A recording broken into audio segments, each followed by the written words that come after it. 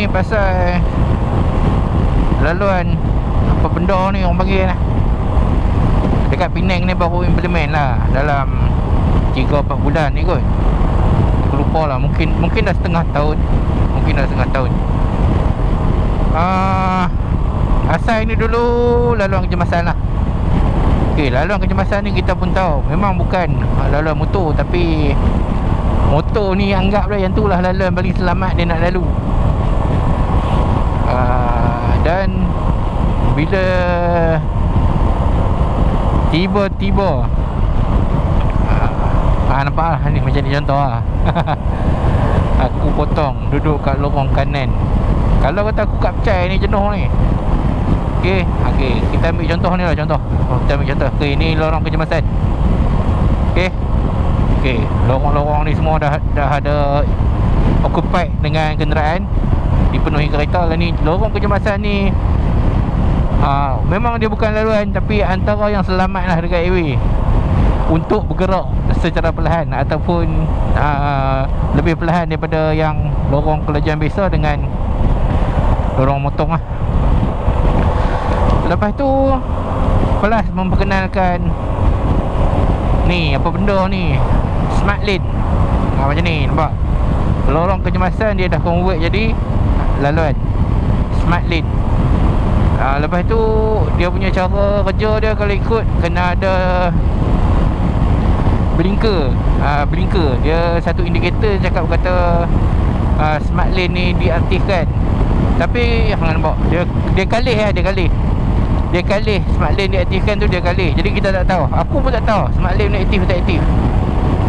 Dan kalau kata ada signboard macam tu sekalipun, aku rasa tu ada lagi satu signboard. Ni depan ni signboard pun kalih juga. Okey, aku tunjuk, pun kalih juga. Jadi kalau ikut dia tak aktif lagi lah. Jadi tapi dia ada rancangan lah tu. Okey, dan nanti benda ni akan jadi Smart Lane. In between, di antara notice tu, Smart Lane tu, kita tak ada indikator lain.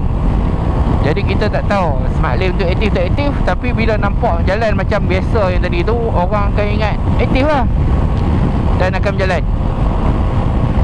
Okey, motor ni kelajuan biasa dia macam ni, nampak dia slow je. Ni kat Pecai, aku ambil contoh kat Pecai. Okey, aku follow dia. Nampak? Meter aku 76, 80 macam tu lah kan. Ni kelajuan normal kat Pecai. Ni kelajuan normal kat Pecai, tanpa perlu perah lah. Okey, hang nak ke 70, 80 ni duduk dekat lorong biasa? Aku bagi contoh lah. Okey, sekejap aku potong lah. Aku masuk dekat lorong biasa, aku bawa 70, 80 kat sini. Okey kan, sebab tu pada aku nampak lah benda ni grey area. Polis pun tak cakap apa, JPJ pun tak cakap apa. Cuma apabila berlaku kemalangan dalam lorong kecemasan ni, time tu kita akan tengok undang-undang. Tak jadi apa, dia duduk lah.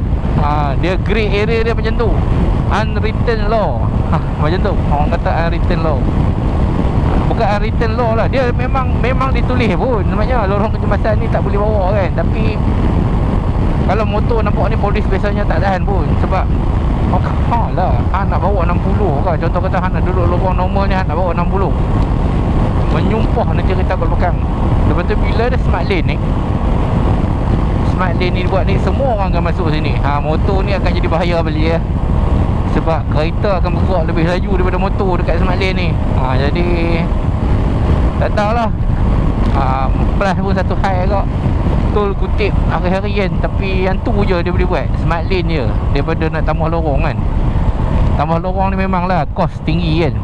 Tapi aku antara yang tak berapa nak setuju lah dengan Smart Lane ni. Pada aku lebih bahaya lah. Baik besarkan tambah lorong, lebih baik. Lorong kecemasan ni kekalkan seperti biasa, pendapat aku je lah.